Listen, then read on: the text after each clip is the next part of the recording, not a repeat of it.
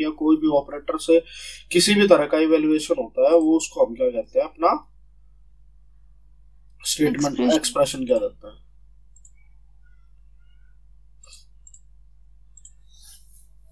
Screen visible हो रही है अब आपको? अभी दिख रही है, हाँ जी सर। अच्छा चलो भाई, मैंने एक वाला क्वेश्चन छोड़ा हुआ था कि मेमोरी मैनेजमेंट जो है वो बाद में करवाएंगे, तो आज हम मेमोरी मैनेजमेंट करेंगे। ये टॉपिक तो बहुत ज्यादा। उसमें सिंक्रोनाइजेशन वाला रहता था ना आधा। कौन सा?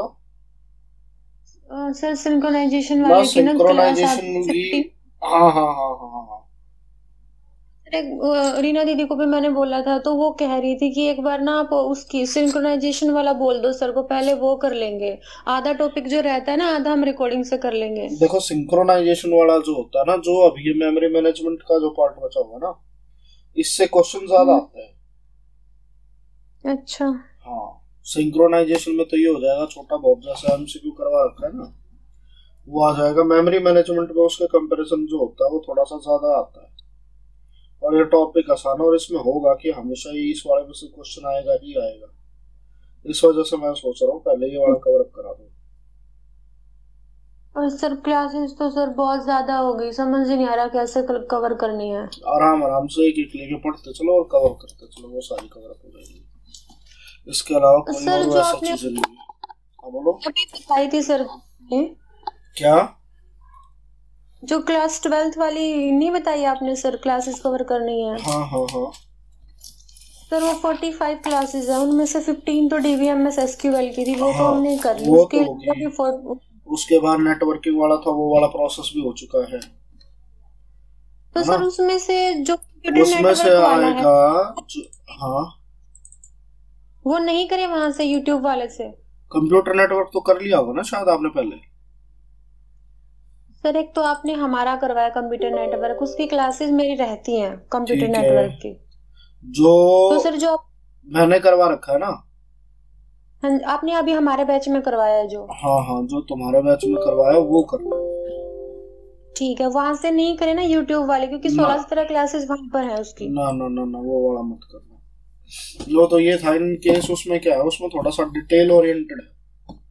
ठीक है, जैसे अभी तो हमारे पास कई बार क्या होता है, जैसे अभी तो हमारे पास टाइम था, ठीक है, पहले तो हमने उसको डिटेल में पढ़ा, सारे कंसेप्ट क्लियर करे। अब हमारे पास टाइम नहीं है, तो हमें सिर्फ जो स्टडी करनी है वो उससे रिलेटेड करनी है, कि मेरा वो सारा काम है। जैसा होता है ना चैप्टर वाइज सिर्फ कंसेप्ट पढ़ा, उससे रिलेटेड थ्योरीज जो है वो अगर करोगे तो ज्यादा टाइम लग जाएगा उसमें। करवा तो दूंगा, बट ये है उसमें 2.5 3 घंटे की क्लास लग जाएगी, बोर हो जाओगे, फिर आपको काम बाकी और काम भी। तो मेन रीजन ये था कि उस टाइम पे वो नहीं करवाया, इस टाइम इसलिए मना कर रहा था। तो ठीक है, उसमें से पाइथन वाली क्लासेस करनी हाँ, है। जो पाइथन वाली थी उसमें जो चैप्टर 5 है, फाइल मैनेजमेंट का, फंक्शंस का, ठीक है ना, और जो बता रखा है कि सीबीएसई एग्जाम में इससे बाहर नहीं आएगा उसमें, तो ठीक है, उसमें रिलेटेड वो चीजें करनी है। ठीक है, वो चीजें बहुत ज्यादा इंपॉर्टेंट है। ठीक है, अब ये जो मेमोरी मैनेजमेंट का है, इससे क्वेश्चन पक्का आएगा ही आएगा। ठीक है, ये दिख रहा सामने कि पेजिंग क्या होती है, कॉम्पैक्शन क्या होता है, सेगमेंटेशन क्या होती है, पार्टीशन एलोकेशन कैसे करते हैं, फिर उसके ऊपर न्यूमेरिकल भी होता है, वो न्यूमेरिकल भी करवाऊंगा मैं। ठीक है, मेन तो पर्पस था आज न्यूमेरिकल करवा दूं, कि एक दो ये ऐसे न्यूमेरिकल आता है बहुत इजी होते हैं, बट इसको देख के डर जाते हैं लोग। ठीक है सर। सर रिकॉर्डेड में वैसे तो आ जाता है समझ, बट एक चीज का ही वो आता है सर दिक्कत है। क्या? जो आप अभी हमारा करवाते हो उसमें आप साथ साथ में ये बताते हो यहाँ से क्वेश्चन बनेगा, हाँ ये जरूरी है। लेकिन जो पहले रिकॉर्डेड है ना यूट्यूब पर, वहां पर क्लास करते रहते हैं, लेकिन ये हमें नहीं पता चलता कि मेनली क्वेश्चन वो यहाँ से पूछता है, इस वाले को ज्यादा हाईलाइट करना है। अच्छा, वो वाली जो चीजें मैंने बताई थी पहले, जिस तरह के पेपर वाले क्वेश्चन देखे थे, वो बुक मंगा ली, वो कह रहे थे। सर वो अभी तक नहीं आई, ऑनलाइन मंगवा रखी है, 2 मंगवाई थी, एक तो पेपर 1 के लिए मंगवाई है, हाँ, एक पेपर 2 के लिए, क्योंकि सर मेरे से फोन में से ज्यादा नहीं पढ़ा जाता। अरे तो प्रिंट आउट करवा लेते ना, वो मैंने पहले क्वेश्चन पेपर भेज रखे उनमें सब में, जो पेपर वन का वो सारा। जो भी प्रिंट आउट निकलवाने हैं भेज रखे हैं वो निकलवाने के लिए। अच्छा, चलो एक बार, चलो कोई नहीं, रिकॉर्डिंग शुरू है अभी। रीना मैडम तो अवेलेबल है नहीं, ठीक है। बट फिलहाल जो है मेमोरी मैनेजमेंट है, ये वाला टॉपिक बहुत ज्यादा जरूरी है, ये खत्म करना भी जरूरी है। सर टॉपिक क्या? ऑपरेटिंग सिस्टम का टॉपिक है ना ये? हाँ, ऑपरेटिंग सिस्टम का है। ऑपरेटिंग सिस्टम आज की क्लास में अगर रीना मैडम भी होती तो मैं पूरा का पूरा खत्म करा देता है, जितना भी बचा हुआ है। टाइम तो लगता बट आज संडे का, बट ये पूरा का पूरा खत्म हो जाता है, ठीक है। स्क्रीन शो हो रही है या थोड़ा छोटा लग रहा है? थोड़ा सा जूम कर दो। अब थोड़ा सा और कर दो सर। एक मिनट, इसका कलर है। अब दिख रहा है क्लियर? हाँ जी सर, ये वाला, ठीक है। चलो भैया, अब हमें करना है ऑपरेटिंग सिस्टम में मेमोरी मैनेजमेंट। मेमोरी मैनेजमेंट में हमने जैसे पहले वाला चैप्टर था कि हमने प्रोसेस मैनेजमेंट वाला जो था वो सारा सिंक्रोनाइजेशन में कर लिया था, ठीक है। अब जो हमारा था मेमोरी मैनेजमेंट में क्या होता है, मेरी रैम एलोकेशन किस तरीके से होती है, ठीक है, और जो मेरा डिस्क स्पेस है वो कैसे यूटिलाइज होगा, ये दो चीजें जो होती हैं हमें कंसिडर करनी होती है, ठीक है। पहले हम बात करेंगे रैम की किस तरीके से एलोकेट होती है, क्योंकि ये दोनों पार्ट ही क्या बनते हैं, मेरा मेमोरी का पार्ट बनते हैं। ये वाली चीज क्लियर है, ठीक है। तो मेमोरी मैनेजमेंट बेसिक क्या है कि किस तरीके से आपके कंप्यूटर में जितनी भी अवेलेबल मेमोरी है, कोई भी अगर आपका प्रोग्राम चल रहा है तो आप उसको कैसे उसको अलोकेट करवाओगे, है ना। और ऐसा भी नहीं होना चाहिए कि वो सारी की सारी रैम चली जाए, सारा का सारा फ्री कर जाए, ठीक है ना। तो वो सारी चीजें हमें ध्यान रखने की बहुत ज्यादा जरूरत है, ठीक है। तो इसके लिए हम क्या करते हैं, अलग अलग तरीके की चीजें यूज करते हैं। जैसे हमने पेजिंग था एक कंसेप्ट, वो यूज कर लिया। पेजिंग के बारे में मैंने बताया भी था, समझाया भी था कि बुक के एग्जांपल से दिया था कि कंप्यूटर में सारी मेमोरी होती है वो इस तरीके की होती है ना। फिर स्वैपिंग का कंसेप्ट आ जाता है, सेगमेंटेशन का आ जाता है, और कॉम्पैक्टेशन का जो है ये आ जाता है। ये सारी चीजें हमें डिटेल में करनी है, क्लियर है।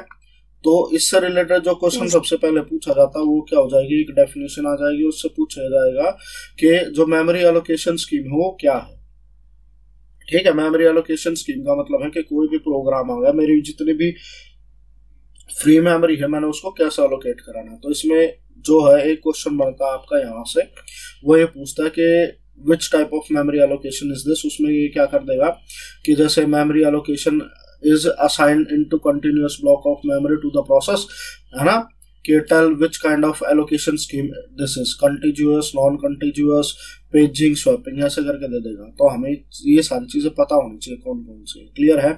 इन चारों के ऊपर क्वेश्चन बढ़ेगा, एक इंटरनल फ्रेगमेंटेशन और एक्सटर्नल फ्रेगमेंटेशन, वो सुना है ना हमेशा, याद है?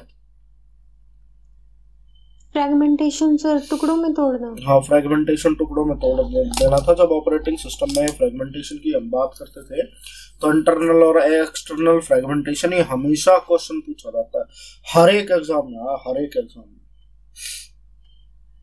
ठीक है ना। तो सबसे पहले आते हैं कंप्यूटर की मेमोरी एलोकेशन। दो तरीके से होती है, एक होती है कॉन्टिग्यूअस, एक होती है नॉन कॉन्टिग्यूअस। कॉन्टिग्यूअस और नॉन कॉन्टिग्यूअस का तो मतलब पता चल गया होगा। कॉन्टिग्यूअस जैसे हमारी सारी की सारी मेमोरी एक साथ एलोकेट हो जाए, जिसको हम जैसे क्या बोल देते थे, एरे होते थे, है ना। नॉन कॉन्टिग्यूअस मेमोरी लोकेशन, इसमें क्या आ गई हमारी लिंक्ड लिस्ट आ गई, ठीक है ना। Link list as an example है इसमें, ठीक है। कंटिग्यूअस में क्या होता है, contiguous memory allocation means assigning continuous block of memory to the process, best example is array, ठीक है। नॉन कंटिग्यूअस में क्या होता है, the program is divided into block fixed और वेरिएबल साइज। लिंक में लिस्ट में हम क्या करते हैं, फिक्स साइज कर देते थे ना, बट इसमें क्या है, फिक्स्ड भी हो सकता है और वेरिएबल भी हो सकता है। Loaded into different portion of memory, that means program block are not stored in adjacent to each other. Clear है, ये चीज समझ में आई? सर कंटिन्यूअस में तो कॉन्टिन्यूअस ब्लॉक्स में स्टोर होगी मेमोरी, ठीक है, हाँ। और दूसरे वाले में जो अलग अलग स्पेस हो सकता, हाँ, कोई कहीं स्टोर होगी, कोई कहीं स्टोर होगी, कोई कहीं स्टोर होगी, वहां से आपस में लिंक करेंगे, ठीक है सर, ठीक है। फिर ये पढ़ा होगा स्टैटिक लिंकिंग और डायनेमिक लिंकिंग क्या होती है। स्टैटिक और डायनेमिक दो वर्ड होते हैं, दोनों वर्ड का क्या मतलब होता है, कोई आइडिया है? स्टैटिक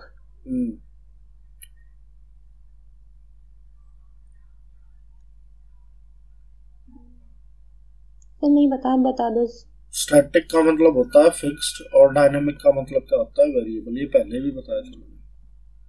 ठीक है, तो हमारे पास जो मेमोरी लिंकिंग होती है वो दो तरीके की से होती है, एक होती है स्टैटिक लिंकिंग और एक क्या होती है डायनेमिक लिंकिंग। ठीक है, स्टैटिक लिंकिंग के अंदर क्या होता है, जैसे भी मेरा कोई भी प्रोग्राम होता है मैं उसको पहले से ही चला देता हूँ और मेरे को क्या पता होता है, सारा का सारा पता होता है कि ये प्रोसेस है, इसके अंदर इतनी मेमोरी एलोकेट होगी और ये इस चीज को ये एलोकेट करेगा। क्लियर है? तो उसके अंदर हम क्या कर देते हैं, पहले ही वो सारी की सारी मेमोरी उसको एलोकेट कर देते हैं कि भाई तेरे पास इतनी चाहिए, ये सारी मेमोरी तू ले ले और काम खत्म कर अपना। क्लियर है ना? फिर दूसरा क्या होता है डायनेमिक लिंकिंग। वेरिएबल लिंकिंग में मतलब क्या हो गया कि जैसे जैसे मेरा प्रोग्राम एग्जीक्यूट होता रहेगा, जिस टाइम पे उसको रिक्वायरमेंट होगी उस टाइम पे हम उससे मेमोरी दे देंगे। क्लियर है? Yes sir. है ना? अब ये बताओ इसमें से बढ़िया कौन सा रहेगा? स्टैटिक। हाँ बढ़िया, इसमें क्या रहेगा, डायनेमिक रहेगा, क्योंकि स्टैटिक में सपोज करो मेरा कोई भी प्रोग्राम रन होता है, ठीक है, प्रोग्राम ले रहा मेरा 20 MB का स्पेस, है ना, बट ऐसा तो नहीं है ना ये 20 का 20 एक साथ ले लेगा, है ना। सपोज करो एक बार ये काम कर रहा है 2 MB का स्पेस रिक्वायर्ड हो, तो इसको मेरे को सिर्फ 2 MB देनी चाहिए, पूरी की पूरी 20 दे दें, क्या होना चाहिए? सपोज करो मेरा कोई भी प्रोग्राम चलता है और वो क्या कहता है कि मेरे को सपोज करो 200 MB का स्पेस जो है मेरे को चाहिएगा पूरे प्रोग्राम में, ठीक है, बट वो क्या होता है हर एक टाइम पे किसी भी टाइम पे भी वो 2 MB से ज्यादा का स्पेस जो है वो यूटिलाइज नहीं करता। ठीक है, क्लियर है? स्टैटिक एलोकेशन क्या कहेगी कि इसको आप शुरू में ही 200 MB का स्पेस एलोकेट कर दो और यहाँ पर सारी चीजें पहले डिफाइन हो जाएंगी। जैसे प्रोग्राम चला गया 200 MB मेमोरी उसने ले ली, ठीक है, है ना, तो वो सारा का सारा रन करेगा। अब उसको जितनी भी मेमोरी चाहिए पहले ही एलोकेट हो रखी है, तो इसके अंदर क्या हो जाएगा, मेरे प्रोग्राम की जो एग्जीक्यूशन है वो फास्ट हो जाएगी। ठीक है, क्लियर है? डायनेमिक क्या कहती है? डायनेमिक ये कहती है कि आप उसको सारी मेमोरी एकदम से एलोकेट मत करो, उसकी जितनी रिक्वायरमेंट है उस टाइम पे, ठीक है, रिक्वायरमेंट के हिसाब से उसको मेमोरी देते रहो। 2 MB चाहिए तो 2 MB दे दो, एक टाइम पे 4 MB चाहिए तो 4 दे दो, 10 चाहिए तो 10 MB दे दो, है ना। फिर जितनी मेमोरी ली उससे वैसे उससे वापस ले लो। अब यहाँ देखो, यहाँ पे तो मैंने क्या कर दिया, फिक्स्ड एलोकेशन कर दिया ना, एक टाइम पे सारी की सारी मेमोरी ले ली, तो उसमें ना मुझे कोई मेमोरी वापस लेनी है ना कुछ और सोचना है ना। और इसमें क्या है, मेरे को सारी की सारी चीजें हम भाई पहले 2 दे रखी थी, अब 4 देनी है, उसके बाद 10 देनी है, सपोज करो उसके बाद 1 MB देनी है। तो इसमें हम क्या हो रहा है, हम कम ज्यादा कर रहे हैं चीजों को। Yes sir.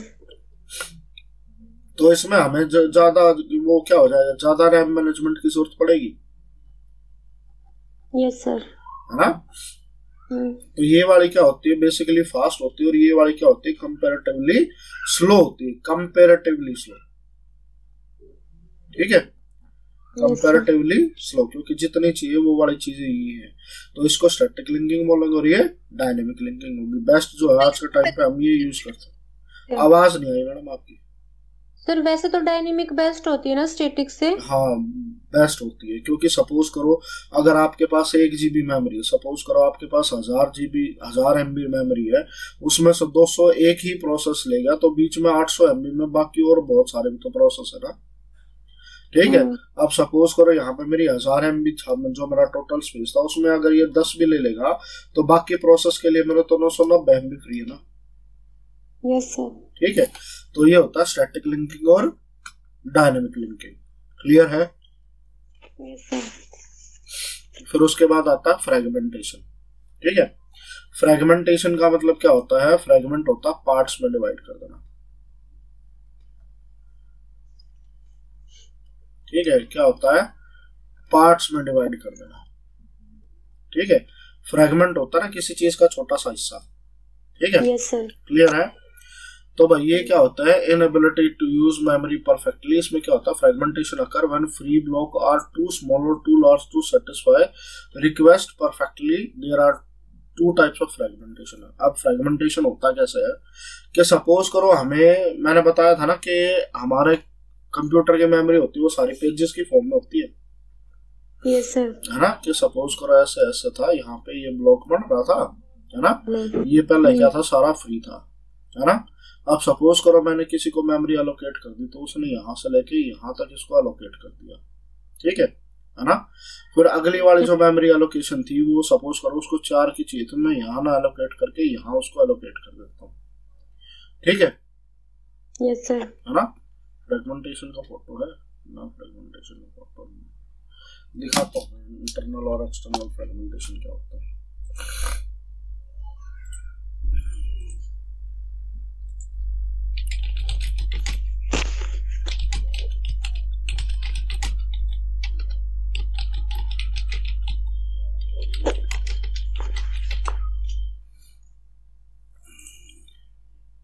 यहाँ देखो ये वाला रहा, ठीक है। सपोज करो मेरे पास कोई भी क्या थी, मेमोरी फ्री थी, ठीक है ना।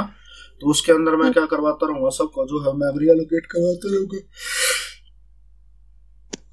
कि पहले जो प्रोसेस आया था उसको यहाँ मेमोरी एलोकेट करवा दी, दूसरा था यहाँ करवा दी, तीसरा था यहाँ करवा दी, चौथा था यहाँ करवा दी, पांचवा था यहाँ करवा दी, छठा था यहाँ करवा दी। तो इस तरीके से जो है मैंने उसको मेमोरी एलोकेट करा रखी है ना। कि सपोज करो उसमें से ये वाला जो प्रोसेस है ये वाला डिलीट हो जाता है, ये वाला प्रोसेस है ये वाला डिलीट हो जाता है, ये वाला प्रोसेस है तो ये वाला डिलीट हो जाता है। क्लियर है ना। अब मुझे क्या हो जाएगा, यहाँ पे मेरी कुछ फ्री मेमोरी पड़ी है, यहाँ पे मेरी कुछ फ्री मेमोरी पड़ी है और यहाँ पे भी कुछ मेरी फ्री मेमोरी पड़ी है ना। तो सपोज करो मेरे पास कोई एक प्रोग्राम आता है जो क्या कहता है, उसको मेमोरी चाहिए जो इससे बड़ी हो, ठीक है। जितना ये स्पेस दिख रहा है ना इससे बड़ी हो, ठीक है। कि सपोज करो मैं इन दोनों को ऐड कर दूं, कि एग्जांपल देता हूँ, ये मेरा 50 KB का और ये मेरा 10 KB का है, ठीक है। तो 60 KB मेरे पास फ्री मेमोरी है ना। कोई अब प्रोसेस आता है वो क्या कहता है, मेरे को 55 KB मेमोरी चाहिए, ठीक है ना। तो ना वो इसके अंदर आएगी क्योंकि ये छोटा, ये 50 का है ना यहाँ पे आएगी, बट दोनों पे मेरे पास मेमोरी फ्री अवेलेबल है, बट मैं उसको यूज नहीं कर सकता। ये क्या हो जाता है, एक्सटर्नल फ्रेगमेंटेशन, ठीक है, सॉरी इंटरनल फ्रेगमेंटेशन हो जाता है। क्लियर है, समझ आया, थोड़ा बहुत याद आया, पहले पढ़ा हुआ पढ़ रखा है, नहीं पढ़ रखा। डेफिनेशन की हुई है सर, बहुत अच्छे से नहीं समझ रखा। अच्छा, अच्छे से समझने वाला चीजें यही है इसमें, कि इसमें यही चीजें चेक करनी होती है कि इंटरनल फ्रेगमेंटेशन होता है कैसे और एक्सटर्नल फ्रेगमेंटेशन क्या होता है, ठीक है। क्लियर है। अब जो इंटरनल फ्रेगमेंटेशन है बता रखा है,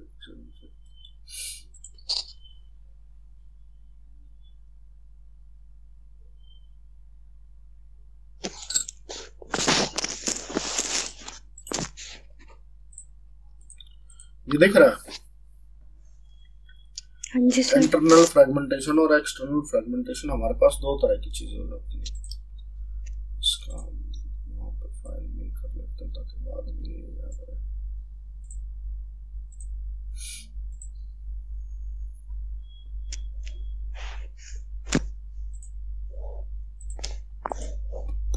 ठीक है, इंटरनल फ्रेगमेंटेशन और एक्सटर्नल फ्रेगमेंटेशन, इसमें क्या होता है, the difference between memory allocated and required space और मेमोरी, ठीक है। जैसा कि अभी मैंने बताया था कि मेरे पास टोटल स्पेस इतना है ना, बट मैं उसको यूज नहीं कर पाऊंगा। क्लियर है ना। ये क्या हो जाएगा मेरा इंटरनल फ्रेगमेंटेशन। एक मिनट से अच्छा समझ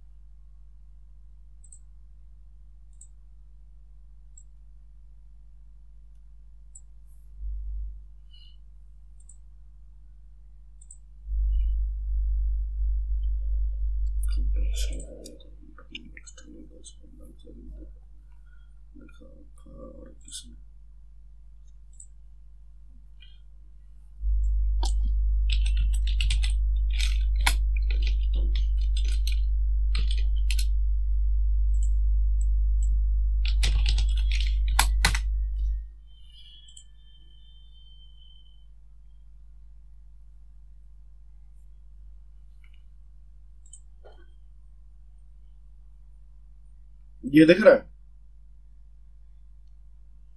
सर, जूम कर दो।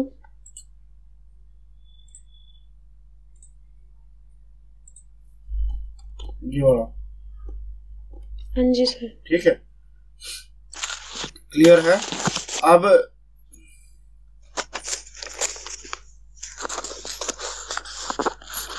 इससे ना फायदा नहीं है, इससे बढ़िया मैं दिखा देता हूँ, ठीक है।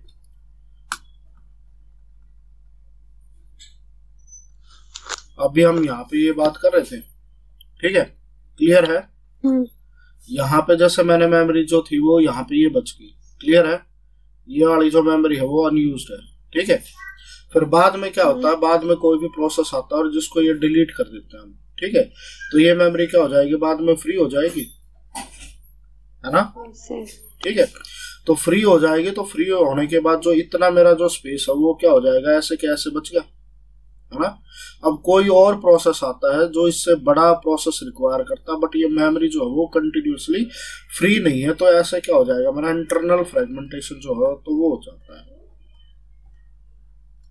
ठीक है, क्लियर है। यहाँ पे देखो, internal fragmentation occur when the operating system allocates more memory than it is needed to a process. This happens because the block come fixed sizes and file may not fit perfectly in one block. Clear है, ये वाली चीज समझ में आई कि जब भी मैं क्या करूंगा, कोई भी फाइल आ गई, जितना स्पेस चाहिए था उससे मैंने क्या कर दिया, थोड़ा सा मोर एलोकेट कर दिया, ठीक है, क्योंकि जो मेरी मेमोरी थी वो किसकी फॉर्म में थी, वो मेरी मेमोरी ब्लॉक्स की फॉर्म में थी, है ना। तो सपोज करो जैसे मैंने कोई भी ब्लॉक बना दिया, ठीक है, कि 20 KB का ये ब्लॉक है और 20 KB का ये ब्लॉक है, क्लियर है। यस सर, है ना। अब सपोज उसको चाहिए 25 KB का स्पेस, ठीक है, तो 25 KB का स्पेस चाहिए, तो उसको ये वाली मेमोरी भी एलोकेट करनी पड़ेगी और ये वाली मेमोरी भी एलोकेट करनी पड़ेगी, है ना। अब 25 उसके रिक्वायरमेंट थी, एलोकेट कितनी हुई, 40 की, है ना। तो उसके पास क्या हुआ, यहाँ पे 15 जो KB की मेमोरी थी वो फ्री रही। यस सर, इसको हम बोलते हैं इंटरनल फ्रेगमेंटेशन, क्लियर है। यस सर, है ना, समझ आया। फिर उसके बाद जो अगला आता है मेरा, वो आता है external fragmentation. External fragmentation occur when free space in memory is not big enough to hold the process need to be allocated because it is not available in continuous way. तो जिस तरह हम यहाँ पे बात कर रहे थे ना, ये वाली, ठीक है, तो यहाँ पे मैंने जैसे यहाँ पे पहले तो बताया था, ये वाली जो मेमोरी थी वो फ्री हो गई थी, है ना, क्योंकि इसको अगली इतनी वाली चाहिए थी। सर इसको थोड़ा सा जूम कर दो, बहुत छोटा हो रखा है। ये वाला जो डायग्राम था, ये वाला हमने बना रखा था। इसमें मैं पहले बता रहा था ना कि प्रोसेस जो था वो यहाँ तक आ रहा था, बट अगले प्रोसेस को ज्यादा मेमोरी चाहिए थी, तो हमने यहाँ पे एलोकेट करवा दी। ये वाली मेमोरी जो थी मेरी वो फ्री रह गई थी, है ना। यस सर, समझ आ रहा है या ऐसे ऐसे यस सर बोल रहे हो? जरा, बट आपका कर्सर ही दिखाई नहीं दे रहा था, अभी कहाँ चल रहा था। अच्छा, हाँ जी, अब दिख रहा है? हाँ जी सर। यहाँ पे ये से बना लो सर, ये मेमोरी ब्लॉक नीचे। सर मेमोरी ब्लॉक जो आपने बना ही रखा है, फिर से बना लो। ठीक है,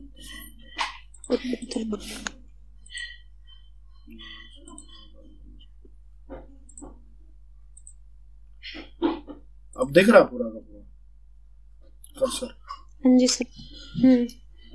ठीक है। इंटरनल फ्रेगमेंटेशन कब होता है? इंटरनल फ्रेगमेंटेशन जब होता है जब हम मेमोरी एलोकेट करते हैं मोर देन रिक्वायर्ड। ठीक है, है ना। इतनी बात समझ में आई। इंटरनल में क्या कर दिया कि memory allocation more than required. Clear है। Yes sir. एक्सटर्नल फ्रेगमेंटेशन क्या होता है कि सपोज करो ये वाली सारी मेरी फ्री मेमोरी थी, ठीक है, मेरे पास एक प्रोसेस आता है 100 KB का, मैंने यहाँ पे क्या करवा दिया, उसको 100 KB की मेमोरी जो है वो एलोकेट करवा दी, ठीक है ना। उसके बाद मेरे पास आया कोई प्रोसेस है 20 KB का, मैंने 20 KB की मेमोरी एलोकेट करवा दी। उसके पास आया मेरे पास प्रोसेस 300 KB का, तो मैंने 300 KB की मेमोरी एलोकेट करवा दी, है ना। उसके बाद आया था मेरे पास कोई भी, जैसे सपोज करो कि 43 KB का प्रोसेस, तो मैंने यहाँ पे क्या कर दी 43 KB की मेमोरी एलोकेट करा दी, ठीक है ना। और उसके बाद यहाँ पे जो था मेरा कोई 50 KB का प्रोसेस आया, तो मैंने 50 KB की जो है वो मेमोरी एलोकेट करवा दी। क्लियर है। अब ये सपोज करो ये मेरी जो बची हुई है यहाँ पे मेमोरी वो 20 KB की बची हुई है, ठीक है। क्लियर है ना। अब जैसे क्या आता है मेरे पास कोई भी प्रोसेस आता है, ये प्रोसेस डिलीट हो जाता है, ठीक है, तो यहाँ पे ये क्या होगी, ये वाली मेमोरी फ्री होगी, ठीक है, ये वाली मेरी मेमोरी फ्री है और ये वाली मेरी जो है वो मेमोरी फ्री है, ये दोनों मेरी मेमोरी फ्री है। जब कोई प्रोसेस डिलीट होता है तब सर? हाँ, जब प्रोसेस डिलीट हो जाता है तब मेरी मेमोरी फ्री हो जाती है, ठीक है सर। ठीक है। तो टोटल मेरी फ्री मेमोरी कितनी हो जाएगी, यहाँ पे ये हो जाएगी 300 प्लस में 20, कितनी हो जाएगी 320 KB की फ्री होगी। Yes sir. ठीक है। अब सपोज करो मेरे पास कोई प्रोसेस आता है और वो कहता है कि मेरे को 301 KB की मेमोरी चाहिए, ठीक है, कितने की चाहिए 301 KB की मेमोरी चाहिए, ठीक है। अब ये बताओ वो प्रोसेस का यहाँ फिट हो जाएगा, टोटल मेरी मेमोरी है वो अभी भी फ्री है, ठीक है ना। क्लियर है। फ्री के हिसाब से इसके हिसाब से तो मेरे पास आना चाहिए 301 KB का प्रोसेस, मेरे पास मेमोरी फ्री है 320 KB, बट क्या वो 320 KB जो है वो 301 KB को अलोकेट हो सकती है या नहीं हो सकती? हो सकती है सर। नहीं होगी मैडम, क्योंकि यहाँ 300 का है तो 1 KB का स्पेस बच जाएगा, यहाँ 20 KB का है तो यहाँ पे 300 KB का आएगा, ठीक है। ये पार्ट में डिवाइडेड है ना, बात समझ में आई? Yes sir. मेरे पास मेमोरी फ्री है, ठीक है, बट उतने बड़े ब्लॉक में नहीं है जितने में चाहिए, पार्ट में अवेलेबल है। हाँ जी सर। बात में एक वाला कोई ब्लॉक नहीं आएगी ना सर ये? हाँ हाँ। अब जैसे 300 KB का ब्लॉक मेरे पास खाली पड़ा है, बट उसको चाहिए 301 KB, 1 KB मेमोरी से एक्स्ट्रा चाहिए। अगर सपोज करो मेरे पास यहाँ पे कोई प्रोसेस आता वो 250 KB का आता तो एडजस्ट हो जाता आराम से इस वाले में, है ना। या सपोज करो उसको 299 KB भी मेमोरी चाहिए होती तो भी एडजस्ट हो जाता। हाँ जी सर। हो जाता ना। बट यहाँ पे क्या है 301 KB मेमोरी चाहिए, उससे एक ज्यादा, ठीक है। तो वो प्रोसेस बेशक से मेरे पास टोटल मेमोरी जो है वो फ्री है, बट मैं उसको अलोकेट नहीं कर पा रहा हूँ। क्लियर है, बात समझ में आई? क्यों नहीं अलोकेट कर पा रहा हूँ? क्योंकि ये वाली जो मेमोरी है वो कंटिन्यूअस नहीं है। क्या कह रहे थे सर? जो एक बच गया 1 KB वो 20 वाले में नहीं आ सकता? जो लास्ट वाला नहीं तोड़ा जाता ना मैडम, ऐसे नहीं तोड़ा जाता। तो सर जब 299 का आएगा उसको हम 300 वाले में रख सकते हैं? हाँ, उसको 300 वाले में रख सकते हैं। अच्छा, है ना। ये अलग अलग तरीके का होता है, यही तो होती है सारी मेमोरी की टेक्निक ही तो यही है कि इसको कैसे अरेंज करेंगे हम, ठीक है। अगर अरेंज कर देंगे तो अरेंज करने से भी क्या क्या एरर आ जाएगा, ये सारा है मेमोरी मैनेजमेंट में, ठीक है ना। अब इस चीज का क्या होता है, इस चीज का सॉल्यूशन होता है हमारे पास कॉम्पैक्शन, ठीक है ना। और उसको यहाँ पे लैंग्वेज में क्या कहते हैं, डिस्क डीफ्रेगमेंट। देखा कभी कंप्यूटर पे करके? जैसे अगर मैं यहाँ पे चला जाऊं ना और ये रही मेरी, और यहाँ पे प्रॉपर्टीज में चला जाऊं तो यहाँ पे देखो ये आ जाता है टूल्स, और ये आ जाता है ऑप्टिमाइज एंड डीफ्रेगमेंट ट्रैक, दिख रहा है ये? Yes sir. ठीक है, तो मैं यहाँ पे क्या कर सकता हूँ, उसको एनालाइज कर सकता हूँ और ये क्या कर देगा, मेरे पूरे सिस्टम को ऐसे ही वो कर देगा कि कौन से डिस्क स्पेस कहाँ कहाँ पे यूटिलाइज है, उसको कहाँ कहाँ पे देना है। ठीक है, ये इंटरनल प्रोसेस होता है, ये सारा का सारा उस चीज को कर देगा। ठीक है, अब मैं जिसको चाहूँ उसको सारी चीज़ों को चाह के ये कर सकता हूँ, एनालाइज कर सकता हूँ और उसके बाद ये क्या कह सकता हूँ कि इसको मैं ऑप्टिमाइज कर दूंगा तो ये अपने आप उस सारी चीज़ को ऑप्टिमाइज कर देगा। ठीक है, समझ आया? यस। ये जिस तरह जैसे मैं ऑप्टिमाइजेशन कर रहा हूँ, इस प्रोसेस का बोलते हैं कॉम्पैक्शन। ठीक है, कॉम्पैक्शन क्या करता है कि जितने भी ये सारे प्लेसेस है ना, अब वो क्या करेगा, ये 300 KB वाला जो स्पेस है ना, इसको यहां से उठा के यहां शिफ्ट कर देगा। ठीक है, और बाकियों को क्या कर देगा, आगे शिफ्ट कर देगा। समझ में आया कि फ्री मेमोरी जो हो जाएगी वो एक तरफ है और जो ऑक्यूपाइड मेमोरी हो जाएगी वो एक तरफ है। इसको बोलते हैं हम कॉम्पैक्शन। ठीक है, कॉम्पैक्शन से क्या हो जाएगा, इंटरनल फ्रेगमेंट को जो है वो ठीक किया जा सकता है। तो ये क्वेश्चन आपका ये बनेगा कि which is the answer to external fragmentation या which is solution to the external fragmentation। तो उसमें हमें क्या आंसर देना है, उसमें हमें आंसर देना है कि कॉम्पैक्शन जो होता है वो होता है इसका आंसर। इतनी बात समझ में आई? पक्का? हाँ जी सर।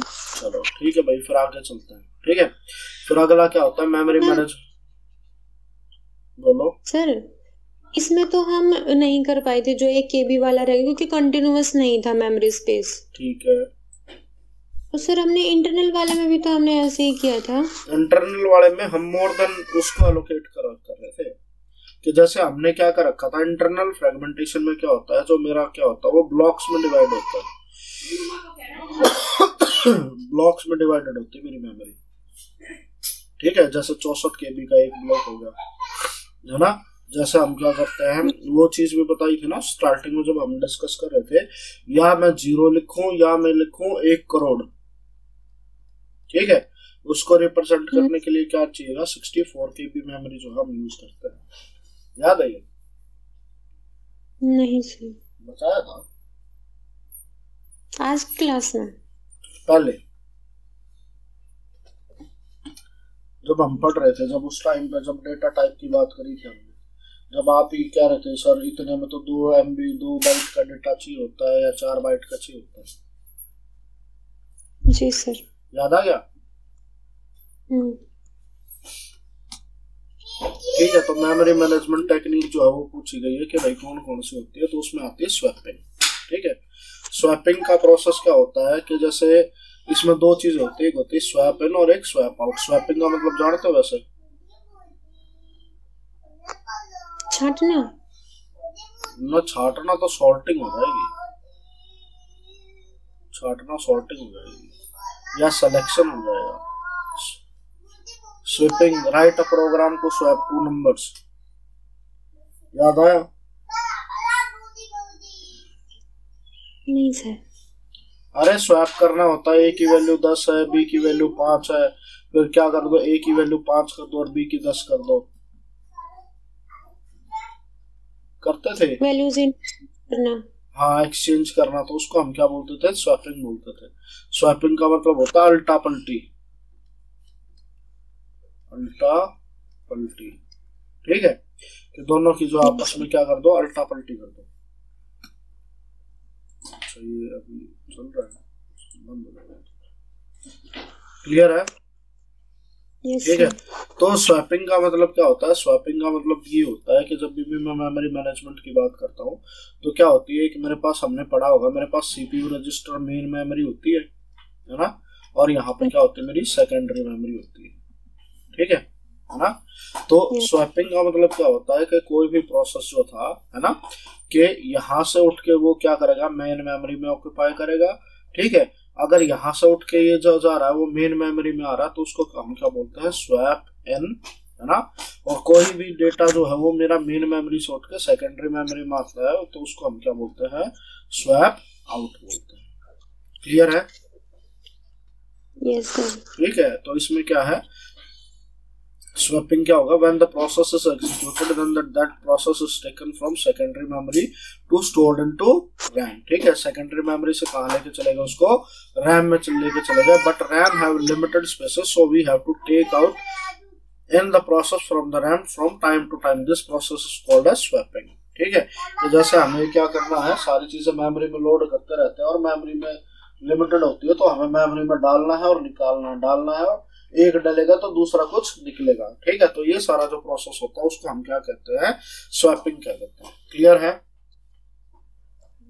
ठीक है, डिलेडीज, एनोमलीज और page replacement last recently use, याद है कुछ? LRU एल्गोरिथम होती थी, पेज रिप्लेसमेंट एल्गोरिथम होती थी। Yes sir. है ना? तो वो क्या होती थी, वो इसी का पार्ट तो होती थी स्वैपिंग का।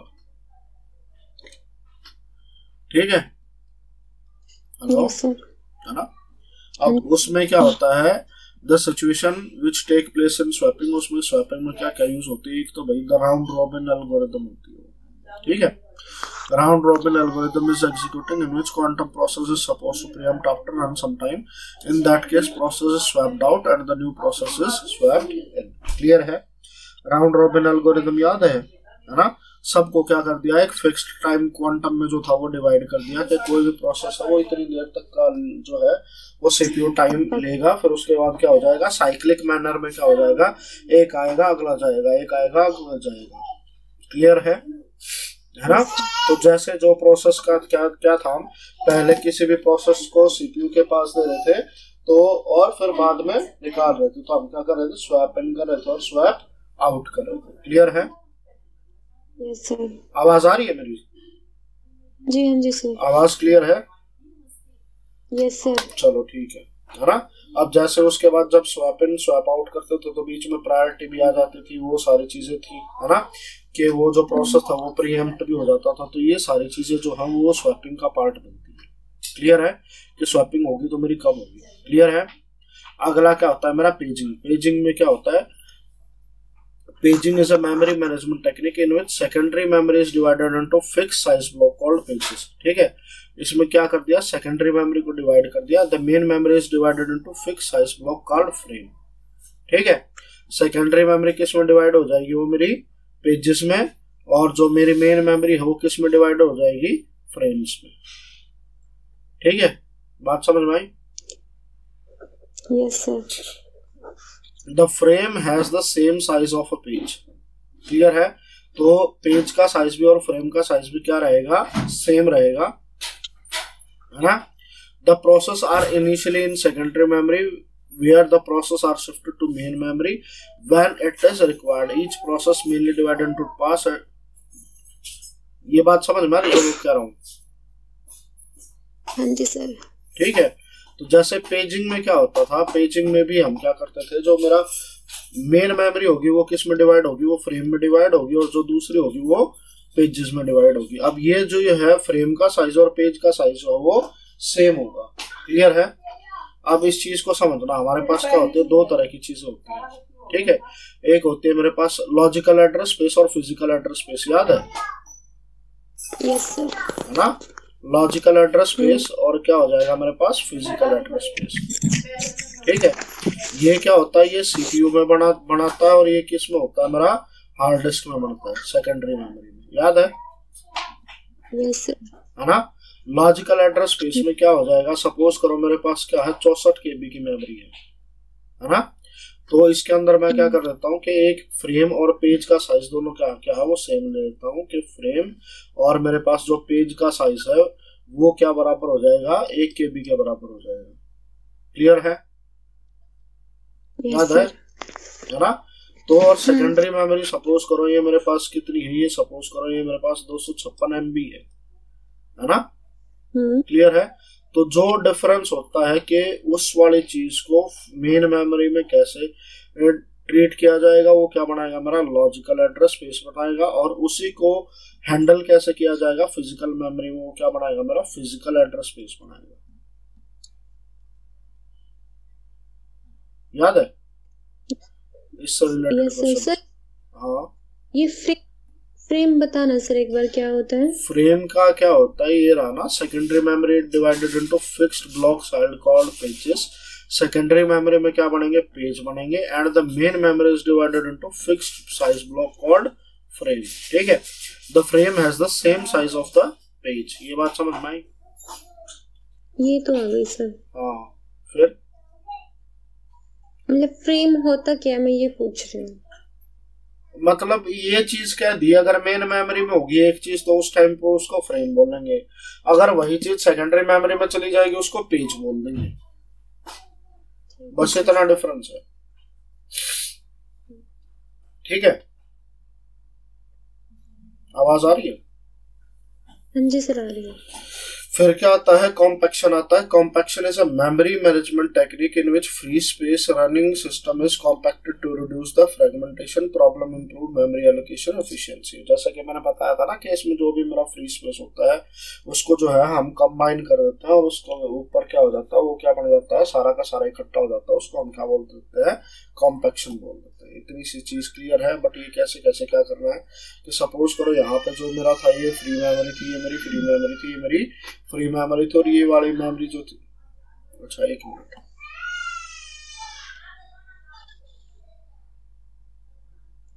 ना ये उल्टा बोल गया भाई। ठीक है, कि ये वाली जो थी मेरी फ्री मेमोरी थी, अच्छा ये वाला दिखेगा नहीं अब तो, कि ये वाली जो थी मेरी फ्री मेमोरी थी, ये वाली मेरी फ्री मेमोरी थी, और ये वाली मेरी फ्री मेमोरी थी। ये क्या थी, यूज्ड में थी, ये भी क्या थी, यूज्ड में थी, और ये भी क्या थी, यूज में थी। तो कॉम्पैक्शन जब हम लगाते हैं तो जितने भी यूज होती है वो सारे क्या हो जाती है, एक साथ आ जाती है, और फ्री वाली जो होती है वो सारी एक साथ आ जाती है। इसको हम क्या बोलते हैं, कॉम्पैक्शन। बस हमें ये चीजें याद रखनी है और मतलब समझना है। ठीक है, लिखा हुआ जो भी आ जाएगा वो सारी चीजें क्या रहेंगी, डेफिनेशन होगी। अगर हमें पता है कि कौन सी चीज क्या कहलाती है उसके कॉरेस्पॉन्डिंग हम क्या कर देंगे, वो आंसर दे देंगे। इतनी चीज समझ में आई? जी सर।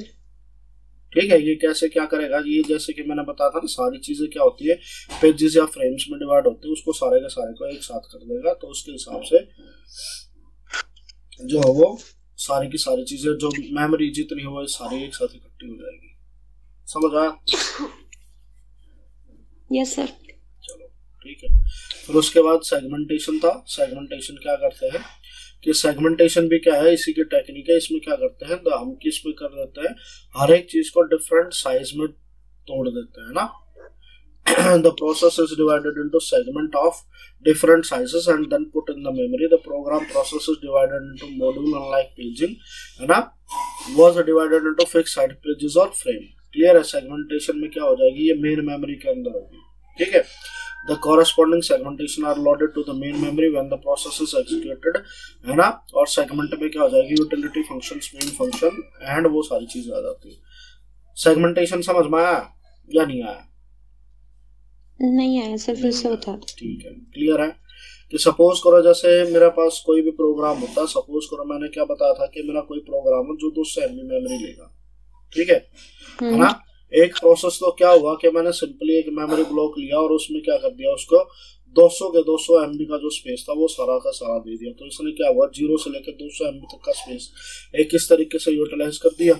ठीक है, फ्रेगमेंट में क्या हो जाएगा, फ्रेगमेंट में जैसे ये जो पार्ट है ना, जो 200 MB का जो स्पेस है वो अलग अलग पार्ट में हो रहा है। 100 KB का यहाँ हो गया, हो रहा है। ठीक है, 100 सॉरी सपोज करो 100 MB का एक ले रहा है, एक 10 MB का ले रहा है, एक जो ले रहा है वो 30 MB का ले रहा है ना, एक जो है वो 10-40 और ये 60 MB का अलग स्पेस ले रहा है।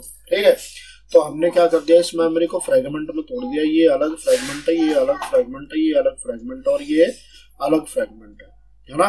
तो हम क्या करेंगे, डायरेक्ट 200 MB कंटिन्यूअस एलोकेट ना करके उसको क्या हम कर देंगे, फ्रेगमेंट में एलोकेट कर देंगे। जिससे क्या हो जाएगा, जहां पे भी छोटा स्पेस होगा वो वहां पर जाके जो है प्रॉपर्ली उसको यूटिलाइजेशन मिल सके।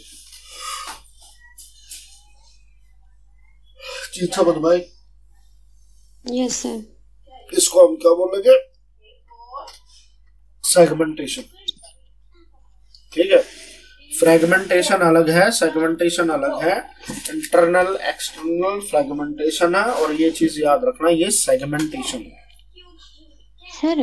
हाँ जी, ये पहले ले रहा था और अभी इसको फ्रेगमेंट में तोड़ने के बाद भी फिर भी ये 200 ही ले रहा है, तो हमें इसका फायदा क्या हुआ? एक कंटिन्यूअस थी, एक नॉन कंटिन्यूअस है, अलग अलग पार्ट में डिवाइडेड है। अब सपोज करो कि उसको 200 मेमोरी का 200 MB का ब्लॉक मिलता ही नहीं कहीं पर, है ना? अच्छा, समझ गए ना? और जैसे जैसे हमने अभी पढ़ा था कि memory swap in swap out होगी, है ना? अब सपोज करो ये 100 MB वाला ब्लॉक काम कर रहा है, तो मेरे को बाकी 200 की देने की थोड़ी ना जरूरत पड़ेगी। कंटिन्यूअस में तो क्या होगा, सारी की सारी एक साथ आ जाएगी, है ना? स्वैप इन स्वैप आउट होगी तो कट्ठा कट्ठा 200 MB का जाएगा, फिर कट्ठा कट्ठा 200 MB का लोड होगा। अब इसमें क्या है, सपोज करो मेरा 100 MB वाला यूज हो रहा है, तो 100 MB वाला हो जाएगा, बाकी का जो 100 MB है वो स्वैप आउट हो जाएगा।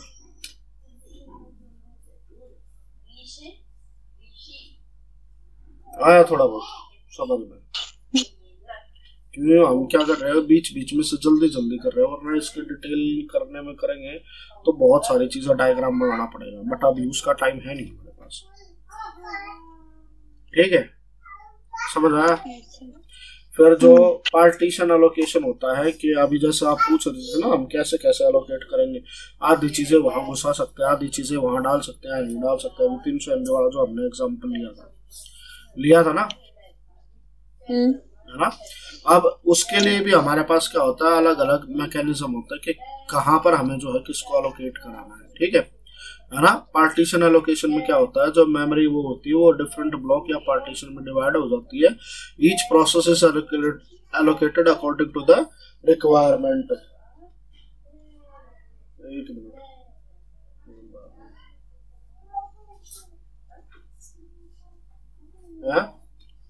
ये समझ आया? Hello, yes sir.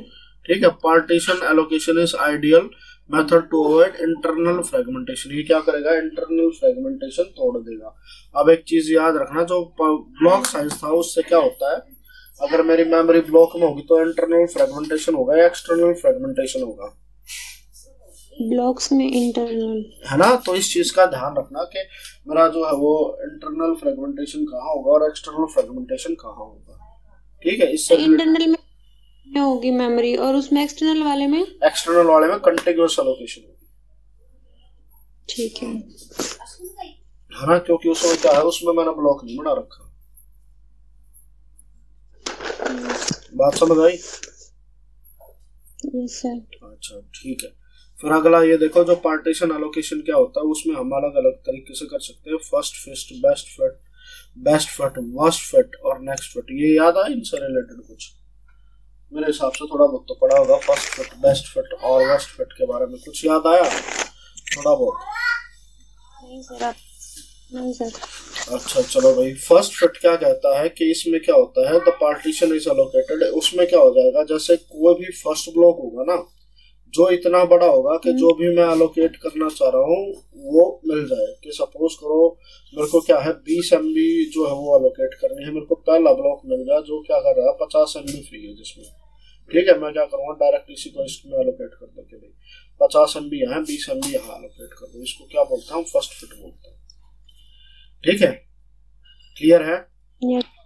फिर अगला क्या आता है, best fit. Best fit allocation method क्या करता है कि सपोज करो मेरे को क्या है, 20 MB जो है वो एलोकेट करना है, और ये क्या करेगा कि मेरे पास एक ब्लॉक है जो 50 MB का है, एक ब्लॉक है जो मेरे पास 30 MB का है ना? एक ब्लॉक है मेरे पास ये 100 MB का है ना?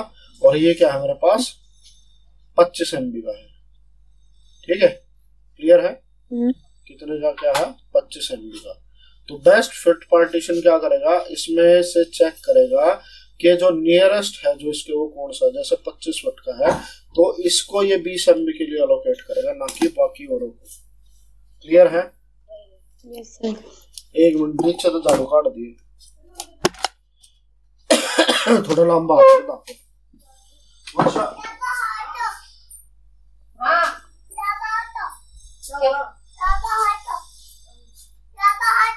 झाड़ू देगी बेटा, क्या करूं?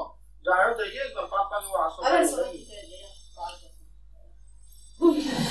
मैं पोछा बेलो, अरे हो जाएगा। यहाँ बिठा दो रसोई के। पापा का पैर ठोक दिया।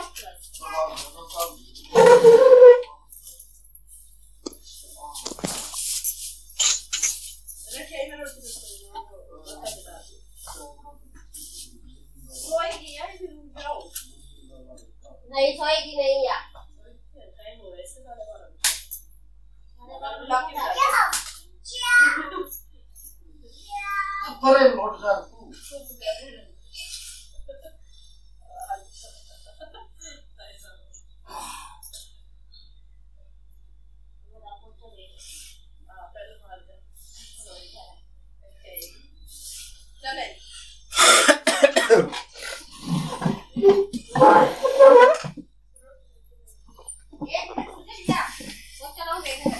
कोई ना, 2 मिनट रुक जाइए। हेलो, हाँ जी सर। आवाज आ रही सुने मैडम? सर अच्छा ठीक है। फिर अगला जो आता है वो आता है वर्स्ट फिट। वर्स्ट फिट क्या करेगा, वो लार्जेस्ट सफिशिएंट पार्टीशन को देखेगा और उसको जो है साइन कर देगा।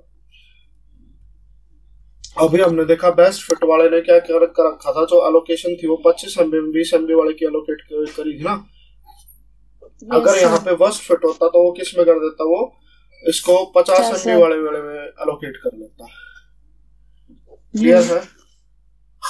Yes sir. ठीक है भाई। अब अगला जो आता है वो आता है नेक्स्ट फिट। नेक्स्ट फिट क्या करेगा, ये क्या करेगा, सिमिलर है फर्स्ट फिट के लिए, बट ये क्या करेगा, it searches for the first sufficient partition from the last allocation point. Clear है ना? Yes sir. ये क्या करेगा, जो लास्ट एलोकेशन पॉइंट था, सपोज करो कि जैसे मैंने 50 MB था, ऊपर बता रहे थे ना कि हमने जो था उसको यहां से एलोकेट कर दिया। ठीक है, अब ये क्या करेगा, इसके बाद वाले जो भी हो जाएंगे ना उनको सर्च करेगा कि यहाँ पे कैसे क्या एलोकेट कराना है, इसके बाद कौन सी मेमोरी है जो बेस्ट फिट है, उसके बाद एलोकेट करवाएगा। जो पिछले वाले जो अगर इग्नोर कर रखे थे तो ये चेक नहीं करेगा। इतनी चीज समझ में आई? सर एक बार नेक्स्ट वाला फिर से बताओ।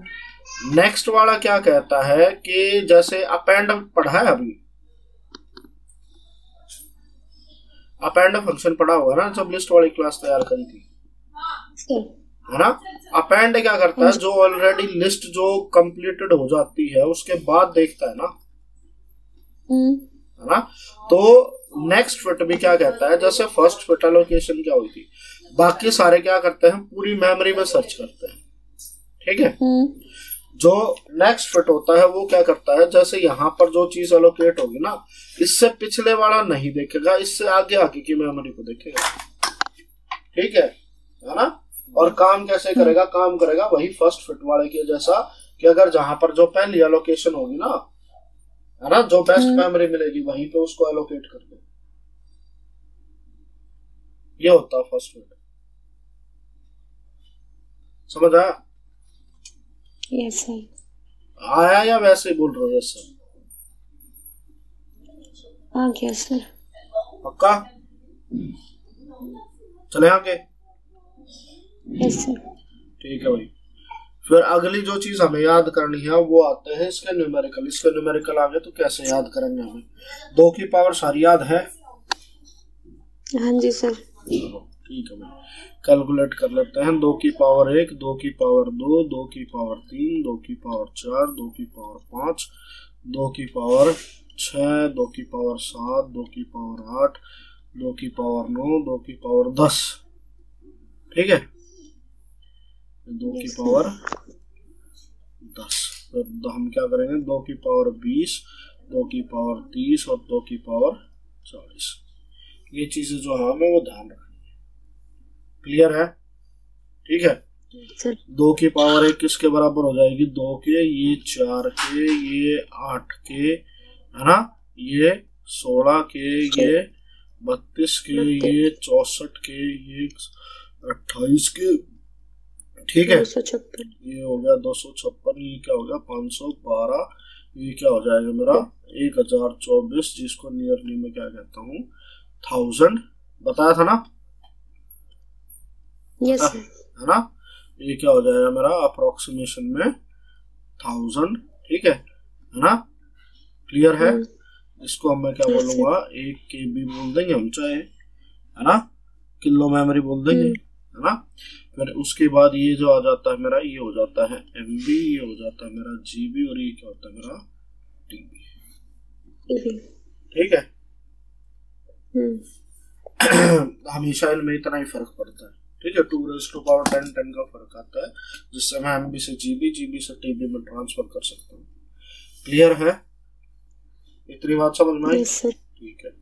तो इसमें जैसे आपका एक जो न्यूमेरिकल आता है वो यही आता है सबसे पहले कि ये वाला एक ऐसा ऐसा क्वेश्चन तो मिलेगा ही मिलेगा पक्का। ठीक है, 1 नंबर का न्यूमेरिकल आएगा। न्यूमेरिकल बहुत आसान होता है, बट दुनिया ऐसे न्यूमेरिकल जो होता है ना, ऐसे देख के डर जाती है। क्लियर है? अब ये क्या पूछ रहा है, how many RAM chip of size 256 के गुणा में 1 bit are required to build a memory of 1 million byte memory. ठीक है, क्लियर है? हमारी जो टोटल मेमोरी है वो कितनी चाहिए, 1 मिलियन बाइट। ठीक है ना? अब जो मेरा मिलियन होता है वो किसके बराबर होता है, 2 की पावर 20 के बराबर, है ना? Yes sir. और पीछे बाइट लिखा हुआ है तो बाइट में कितना हो जाएगा, 2 की पावर 3, है ना? जैसे बिट वाइज काम करें हम, 2 रेज़ टू पावर 3 था ना? Yes sir. है ना? मेरे पास जो रैम है वो किस साइज की है, वो कह रहा है 256 के, है ना? 256 के, 256 कितना होता है मेरा, 2 रेज़ टू पावर 8, है ना? के हो जाएगा मेरा 2 रेज़ टू पावर 10, है ना? और गुणा में के सिंगल बिट है, तो ये क्या हो गया मेरा 2 रेज़ टू पावर 0।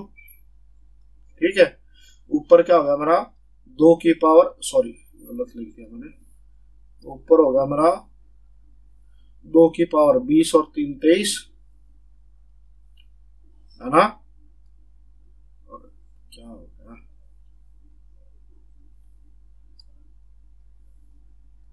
ये क्या हो गया मेरा 2 की पावर 23 और नीचे क्या होगी मेरी 2 की पावर 18, है ना? आंसर क्या हो जाएगा 2 raise to power 23 minus 18 is equal to कितना आ गया, 2 की पावर 5। कितना आंसर आ गया, 32। क्लियर है? सर आया ना? सर एक बार समझा दो। ठीक है भाई, ये वाली टेबल याद कर ली हमने सारी। ठीक है, अब आपसे क्वेश्चन जो है वो इसी में पूछा जाएगा कि आपको इतनी मेमोरी बनानी है, टोटल मेमोरी आपके पास इतनी है, आपके पास जो रैम की चिप का साइज है वो ये है, तो आपको इतनी मेमोरी बनानी है, तो आपको कितनी जो है वो रैम की जो चिप होगी वो लगानी पड़ेगी। क्लियर है? क्वेश्चन को दोबारा पढ़ो। हाउ मेनी रैम चिप्स, हमें क्या निकालनी है भाई, हाउ मेनी रैम चिप्स ये निकालनी है ऑफ साइज, उसका साइज क्या होना चाहिए भाई, रैम का साइज इतना है, आर रिक्वायर्ड के हमें इनकी जरूरत है तो to build a memory of 1 million byte. ठीक है, अब मेरे पास क्या है भाई, टोटल मेमोरी कितनी क्या दे दी इसने, टोटल मेमोरी दे दी ना बिल्ड अ मेमोरी, वो क्या दे दी, 1 मिलियन बाइट। ठीक है, अब 1 मिलियन किसके बराबर होता है, 2 की पावर 20 के, है ना? और बाइट की अगर कैलकुलेशन की जाए, यहाँ बिट है और यहाँ बाइट है ना? तो प्रोग्राम जैसे हमने पढ़ा था कि किलोमीटर में हो तो किलोमीटर में निकाल देते हैं, मीटर में होगा तो सबसे छोटी वाले के अकॉर्डिंग चेंज कर लेते हैं। याद है मैथ का बेसिक? Yes sir. है ना? तो यहाँ पे जो मेरा बिट है ना, तो इसको भी हम बाइट को भी बिट में तोड़ ले तो ये किसके बराबर हो जाएगी, 2 रेज़ टू पावर 3 बिट के बराबर हो जाएगी। कि इतनी भाई जो है मेरे को मेमोरी बनानी है, टोटल मेमोरी ये बनानी है। ठीक है, वो कह रहा है कि रैम चिप का साइज ये है। ठीक है, एक रैम चिप का साइज क्या हो गया, 256, है ना? के था, के हो गया मेरे पावर 2 की पावर 10 और गुणा में 1 बिट। ठीक है ना? अब 256 को 256 लिख दूं या मैं 2 रेज़ टू पावर 8 लिख दूं, क्योंकि एक कॉमन चीज तो करनी पड़ेगी हमें, 2 की पावर 8 में ले जाए तो जल्दी सॉल्व हो जाएगा ना? Yes sir. ठीक है, तो टोटल मेमोरी इतनी थी, है ना? एक मेमोरी का साइज ये है, अगर मैं टोटल मेमोरी को इससे डिवाइड कर दूं तो मेरा टोटल साइज निकल आएगा ना कि कितनी चिप लगा के मैं ये मेमोरी बनाऊंगा। हाँ जी सर। हैं? Yes sir. निकल आएगा ना? अब इसकी कैसे कैलकुलेशन करेंगे, 2 की पावर 20 और 3 2 की पावर 23 होगी ना? नीचे 2 की पावर 18 होगी। Yes sir. है ना? अब 23 में से 18 गए कितना बच रहा है, 2 की पावर 5। वो किसके बराबर होता है, 32 के, तो 32 हमारा क्या हो जाएगा, आंसर आ जाएगा। ठीक है ना? अब इसी पे नोटबुक और पेन ले रखा है साथ में, सर ये सेटअप से ही लिख रही हूँ मैं तो। अच्छा चलो, फिर एक क्वेश्चन जो है मैं अपनी तरफ से देता हूँ कि सपोज करो भाई मेरे पास रैम चिप का साइज जो है मेरी का, ठीक है, रैम चिप का साइज क्या है मेरा 256 गुणा में 1 बिट का है, ठीक है, और जो टोटल मेमोरी मेरे को बनानी है वो क्या बनानी है 32 KB की, 32 KB की। क्लियर है? अब मेरे को ये बताओ कि total number of RAM chip required कितनी होगी।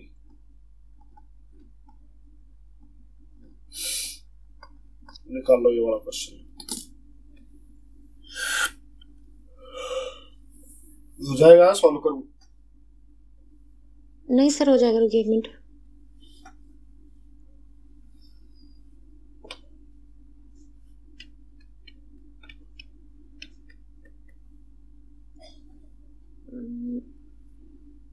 चौसठ आएगा क्या सर? 2 की पावर 6। यहाँ ये देखो ये कैपिटल बी है, तो के बी तो हुआ ना सर? ये बिट होता है और ये बाइट होता है। अच्छा इसको कैसे फिर?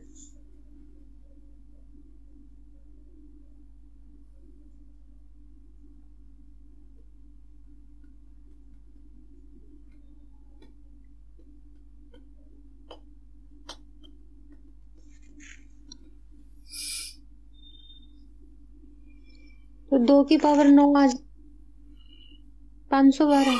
चेक करें एक बार। 32 क्या होगा 2 की पावर 5 गुणा में 2 की पावर 10 15, ये कितना हो जाएगा, और बाइट में तो 2 की पावर 3 भी आ जाएगा। ये क्या है 256 2 की पावर 8, 5 और 10 15 3 18, 18 में 60 गए 2 की पावर 10, 1024 आंसर है। हाँ सर एक फालतू। क्लियर है? हाँ जी सर। चलो ठीक है, अगला जो है एक क्वेश्चन और करते हैं इससे रिलेटेड ही, ठीक है। दूसरा क्वेश्चन क्या है कि रैम चिप का साइज है, ये कितना है 1256। अच्छा 1256 कैसे बनेगा? ये तो पावर ही नहीं आती। अच्छा 156 कर देते हैं, 256, ठीक है। इसका है 256 गुणा में 2, और मेरे पास जो मेमोरी साइज है, ठीक है, जो बनाना है वो क्या है मेरा 64 KB, ठीक है। तो रैम चिप कितनी रिक्वायर्ड होगी वो सब वो निकालो।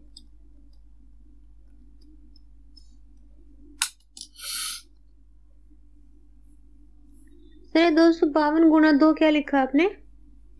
साइज है ना, जैसे 2 बिट का है पहले वाले में तो कितना था, ठीक है, 256 गुणा में 1 बिट की थी, यहाँ पे 256 गुणा में 2 बिट की मेमोरी है।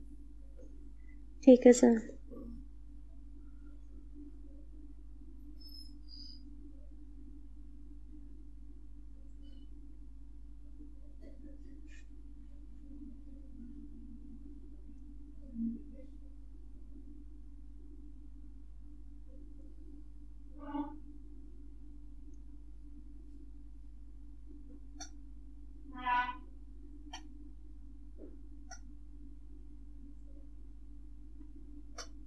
दो की 10 सर 1024। हाँ 1024 जो है इसका आंसर निकल आएगा। क्लियर है? तो एक ये वाला जो क्वेश्चन है, ये वाला क्वेश्चन एग्जाम में आएगा, केवीएस वाले में तो पक्का आएगा, तो केवीएस वाले में जो भी था वो करके आया था, ठीक है। फिर एक अगला क्वेश्चन जो इससे रिलेटेड आता है वो आ जाता है मेमोरी टेक्निक से, कि भाई मेरे को ये बताओ कि टोटल मेमोरी का साइज कितना हो जाएगा, ठीक है। टोटल मेमोरी साइज ये वाला एक जो है वो क्वेश्चन आता है ना। इसमें क्या होता है कि जैसे ये एग्जांपल दे दिया, ठीक है, एग्जांपल है जो क्वेश्चन लिखो, कंसीडर ए सिस्टम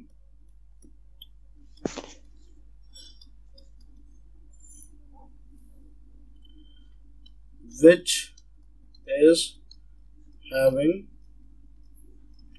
128 के वर्ड्स। ठीक है, क्लियर है। एक सिस्टम है जिसमें क्या है 128 के वर्ड्स है ना, and each word of the memory is having the size of 32 bit. ठीक है, what is the capacity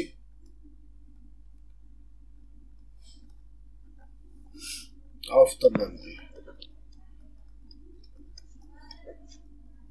ठीक है, क्लियर है। नंबर ऑफ वर्ड कितने हैं मेरे पास 128 के। Yes sir. ठीक है, और जो हर एक वर्ड का साइज है वो कितना है 32 बिट का। ठीक है, तो हमें क्या निकालना है टोटल मेमोरी 32 बिट की। क्लियर है, मल्टीप्लाई कर देंगे। हाँ, दोनों को हम क्या कर देंगे मल्टीप्लाई कर देंगे। क्लियर है, 128 का होगा 2 की पावर 7 है ना, ये होगा मेरा 2 की पावर 10 है ना, और 32 कितना होगा 2 की पावर 5 हो गया जी सर। क्लियर है। तो अब इसमें अगर मैं करूंगा बिट में है, ध्यान रखना 7 5 ये कितना हो गया 22 हो गया, 22 हो गया ना, 2 की पावर 22। ठीक है, अब 2 की पावर 22, अब मैं इसको क्या लिख सकता हूँ 2 की पावर 2 गुणा में 2 की पावर 20 हो गया ना। ठीक है, यस सर, है ना, ये 2 गुणा में 2 की 4 MB लिख सकते हैं ना सर। MB छोटा भी आएगा। ठीक है, क्योंकि हमारा क्या था सारी चीजें बिट में थी है ना। अब सपोज करो अगर इसी को MB में लिखाना है, ठीक है, तो यानी कि 4 बिट जो सॉरी है वो 3 बाइट को बना के 1 KB बनेगा, हाँ या ना, है ना। तो हम क्या कर सकते हैं, इसको 2 की पावर अगर मैंने 22 लिखा है तो इसको बटे में 2 की पावर 3 से डिवाइड कर दूं तो ये बाइट में निकलाएगा, यस सर, है ना। तो कितना आ जाएगा 2 की पावर 9 सॉरी 2 की पावर 19। अब 2 की पावर 9 गुणा में 2 की पावर 10। ठीक है, ये क्या बन जाएगा मेरा KB और ये क्या बन जाएगा 512। तो इस तरीके से आंसर आ सकता है। ठीक है, अब यहाँ पे जो ऐसा क्वेश्चन आएगा उसमें ध्यान देना है कि जो बिट में आंसर मांगा हुआ है या बाइट में आंसर मांगा हुआ है, तो उसी के हिसाब से यहाँ पे चेक करना है ये बिट बनेगा या बाइट बनेगा। ठीक है, क्लियर है। एक तो हमने इसको ऐसे करके सॉल्व करा, इसको इसी के साथ साथ हम दूसरे तरीके से कैसे सॉल्व कर सकते थे, है ना, कि जैसे सपोज करो 128 के वर्ड है ना, और साइज यहाँ पे 32 बिट का दे रखा है ना, तो इसको डायरेक्ट मैं यहाँ पे 4 बाइट कर दूं,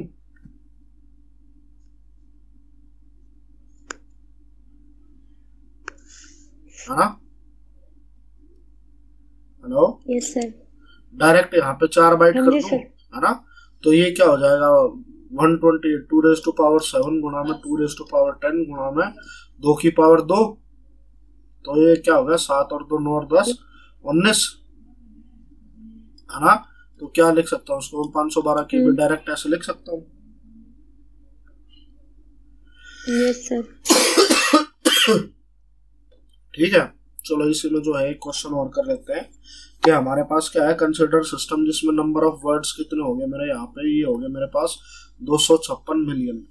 ठीक है, इतने मेरे पास वर्ड हैं। ठीक है ना। ईच वर्ड का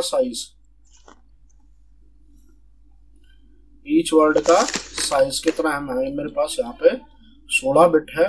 तो ये बताओ टोटल मेमोरी कितनी होगी, सॉल्व करो।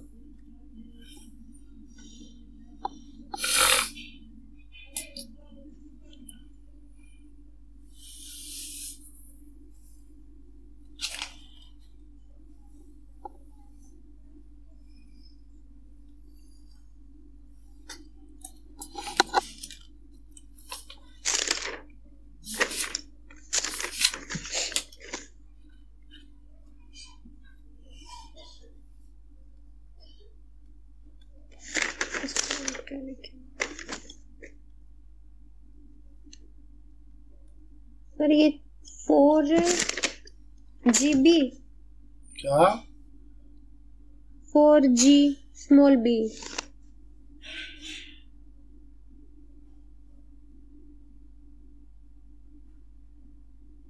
4G 4 कैसे बढ़ेगा?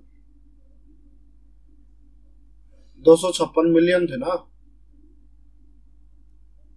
सर मिलियन में वो हो गया ना, और 2 की पावर 8 गुणा में 2 की पावर 20। हाँ, और यहाँ पे 16 बिट है 2 तो ये की 4। 2 की पावर 2 होगा ना ये। अरे सॉरी, ये 2 की पावर 1 होगा, बल्कि मैं पागल हो रहा हूँ।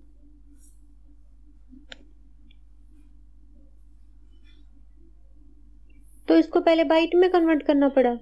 हाँ तो बाइट में तो कन्वर्ट करेंगे, पिछले वाले में भी तो दूसरा मेथड था ना, दूसरे मेथड से जल्दी आ रहा था। अब 32 में तो 4 के भी आ रहा था ना। अब 16 में कितना आ गया? 2 के भी। वो किसके बराबर? तो 2 की पावर 1 है ना। तो इसका आंसर जो क्या आ जाएगा, वो आ जाएगा 2⁻²9। ठीक है, तो कितना आ जाएगा? ये बन जाएगा मेरा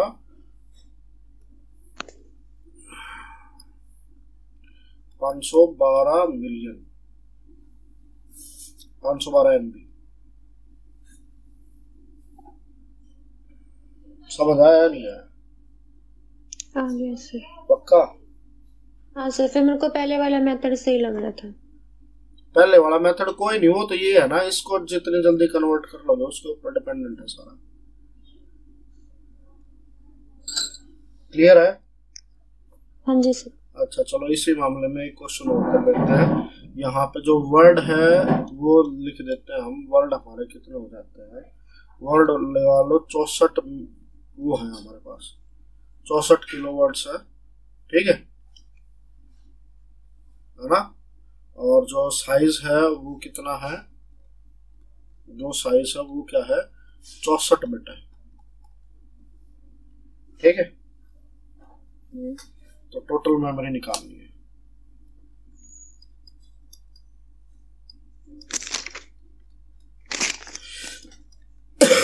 ये निकालो।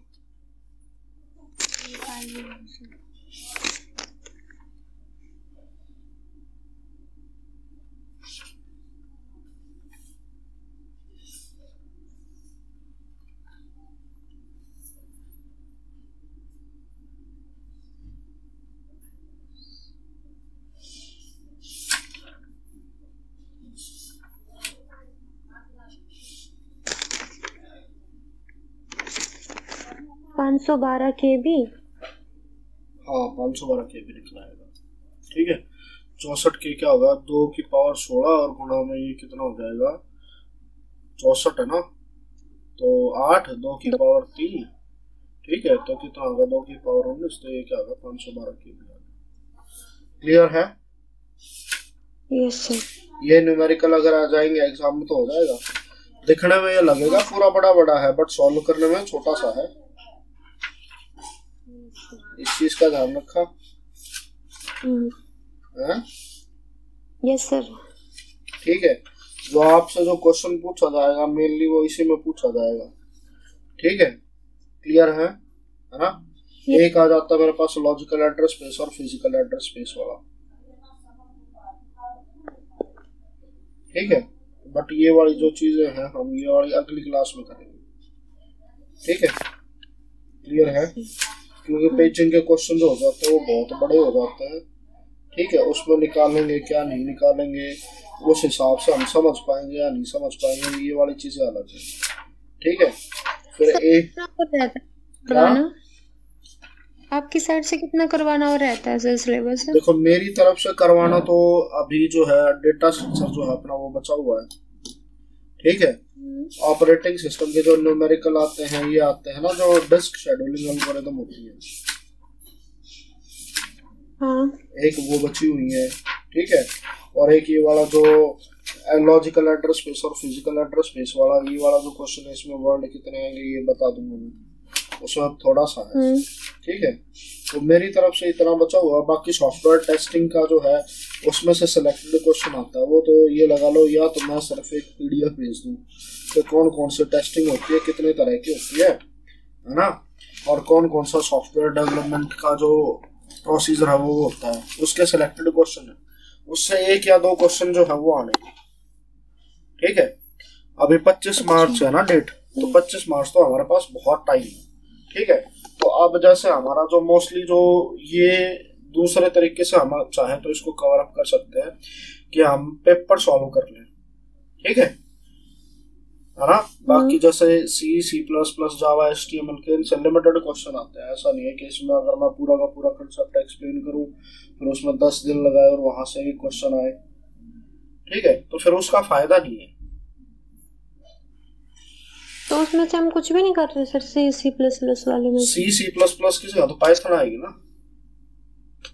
अच्छा, वो आएगी ही नहीं? वो आएगी ही नहीं। मेनली है जो आपका डेटा स्ट्रक्चर एंड एल्गोरिथम है वो आएगा। हीप क्या होता है आपका, मैक्स हीप, मिन हीप, और फिर उसके बाद एक क्वेश्चन आ जाता है कि सपोज करो आप ट्री कैसे बना सकते हो। बाइनरी ट्री क्या होती है, बी ट्री क्या होती है, B+ ट्री, B- ट्री, है ना।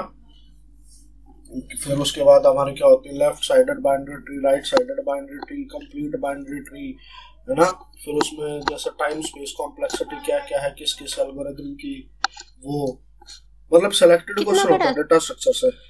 क्या डाटा स्ट्रक्चर कितना बड़ा होगा? डेटा स्ट्रक्चर सबसे बड़ा जो है कंप्यूटर साइंस का जो भी है वो डेटा स्ट्रक्चर ही है। हाँ, सबसे बड़ा होता है डेटा स्ट्रक्चर। इसको डिटेल में करेंगे तो बहुत ज्यादा टाइम चाहिए, कम से कम ये लगा लो अगर इसको पूरा का पूरा पढ़ना ना तो कम से कम 2 महीने डेटा स्ट्रक्चर को चाहिए। ठीक है, बट कितने क्वेश्चन आए थे सर? डेटा स्ट्रक्चर से 8 क्वेश्चंस बने थे।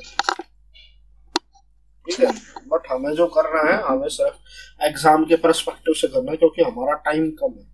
ठीक है, हमारा क्या एग्जाम निकला है, बाकी सारी चीजें अपने कितनी करते रहेंगे। और उसमें से सेलेक्टेड क्वेश्चन होते हैं कि जैसे स्पेस कॉम्प्लेक्स, टाइम कॉम्प्लेक्सिटी अलग अलग एल्गोरिथम दे दी उसकी कितनी है ना। आपका डिवाइड एंड कॉन्कर जो रूल चलता है वो क्या है, किस तरीके से काम करता है, बाइनरी सर्च में क्या रहेगा। ठीक है, फिर आप लीनियर सर्च में क्या रहेगा। ठीक है, फिर आपकी जैसे वो आ जाती है कि रेडिक्स सॉर्ट क्या होता है, ये वाली सारी चीजें आ जाती है। ये वाली चीजें पढ़ रखी हैं, bubble sort, selection sort, radix sort.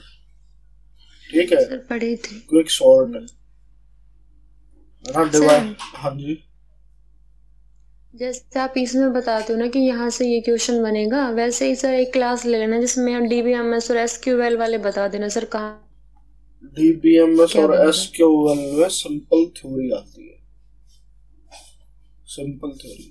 ठीक है, उसमें अगर टेबल बनाने वाला क्वेश्चन आ गया तो टेबल बनाने वाला टाइम कंज्यूमिंग है। DBMS में तो सिर्फ यही आएगा कि आपका एक तो यही आ जाता है कि टप्पल क्या होते हैं, एट्रीब्यूट क्या होते हैं, है ना। आपकी डिग्री क्या रहेगी, एक टेबल दिखा देंगे उसमें ये बताएंगे इसमें नंबर ऑफ टप्पल, इसमें इसकी वो कार्डिनलिटी क्या है, डिग्री क्या है, ये वाली चीजें पढ़ी है। फिर ऊपर से एक वो दे दिया SQL का क्वेश्चन अगर आ जाएगा कि अगर आपने इस तरीके का करना है तो उसके लिए जो है वो राइट क्वेरी जो है वो कौन सी रहेगी, कौन सी नहीं रहेगी।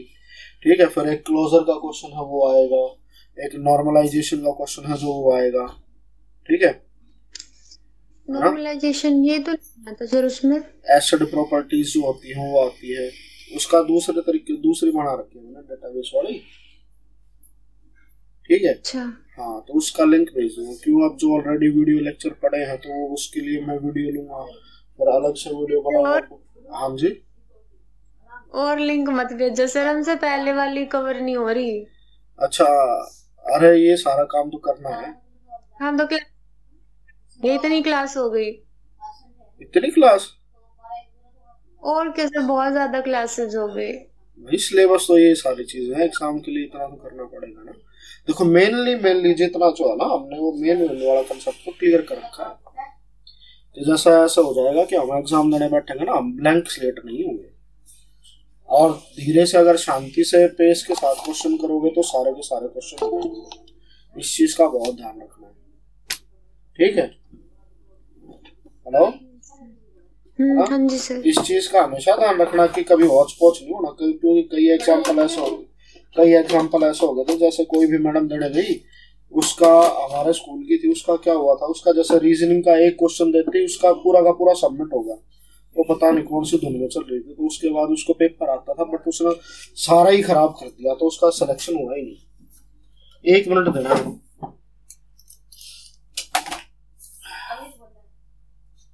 हाँ भाई साहब, अभी तो बोला था।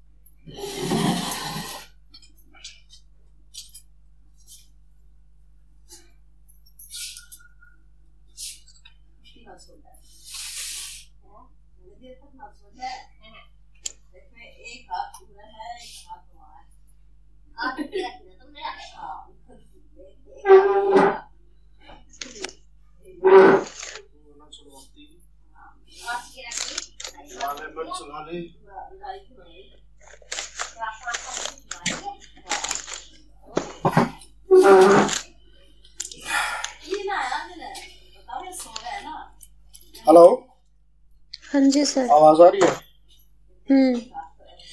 तो सबसे मेन इम्पोर्टेंट है वो यही है कि आपने एग्जाम अटेम्प्ट कैसे करना है, कितना आता है कितना नहीं आता, उसके ऊपर टेंशन नहीं लेनी।